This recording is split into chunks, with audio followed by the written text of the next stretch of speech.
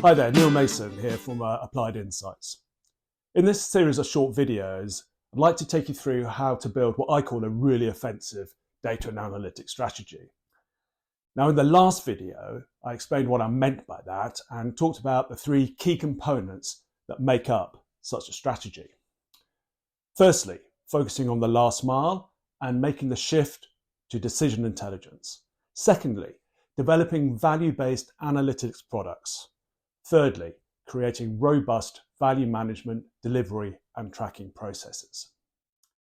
So in this final video in the series, I'm going to be taking a look at what happens after an analytics product has been developed and launched into the business.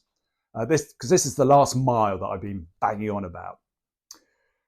So the development of your analytics and data assets into an offensive capability is really a transformation program. And like all transformation programs, is a change management program. So the adoption and implementation of a product-led approach to delivering decision-orientated and actionable insights to the business is going to require some careful change management disciplines in order to ensure widespread adoption and ownership within the business.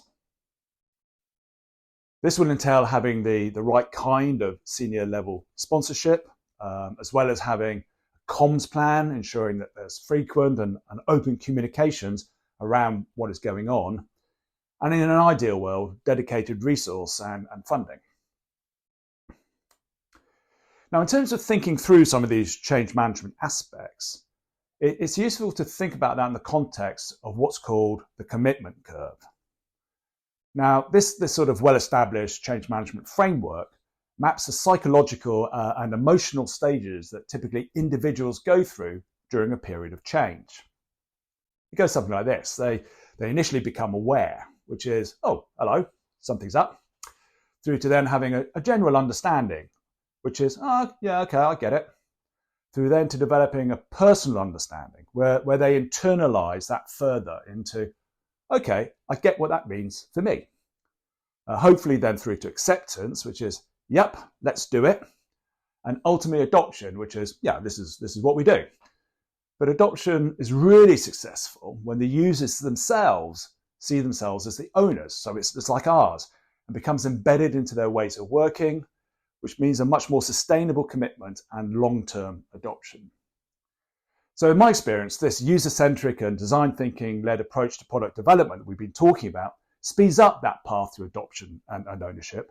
That frequent interaction during the agile development process helps in future for the users to understand how it's going to be useful to them, and so helps you get that immediate buy-in and adoption.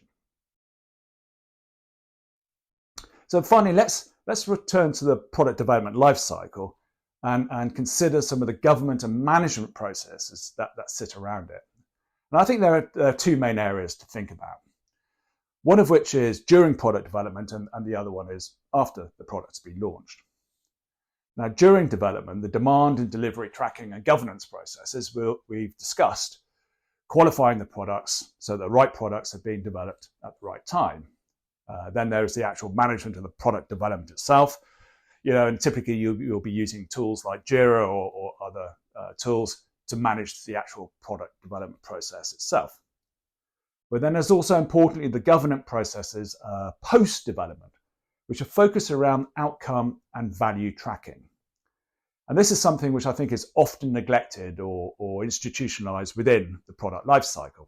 I actually saw some research quite recently that suggested that one of the main reasons we don't track the outcomes from the decisions we make is because we're actually too busy getting on with making the next decision. But if we're not tracking the outcomes from the decisions we make, how do we know whether that outcome was a good one or not? Or how do we learn from that for the future? Outcome tracking is challenging because there might be some significant time that's elapsed between the deployment and adoption of a product and that value being realized, even for short-term direct value. Which is why organizations need a sort of a systematic and robust way to manage this complex life cycle. A great platform I've worked with that does this is called UE. and it's been developed to specifically address the problem of managing the data and analytics product lifecycle from end to end, capturing demand, qualifying the demand, managing the delivery, and ultimately tracking the value. They're definitely worth checking out. So there we are. We're at the end of the series, where we've looked at all three now, the key components of building a really offensive data and analytics strategy that focuses on business or economic value outcomes. We've looked at why it's important to focus on that last mile and how to ensure that the insights that are generated travel that last mile by designing analytics products with really distinctive value propositions. And then finally, by creating robust tracking and delivery processes wrapped around that product development lifecycle. I hope you found these videos useful. As always, if you would like to follow up on anything, then please don't hesitate to get in touch. The details will follow. Bye for now.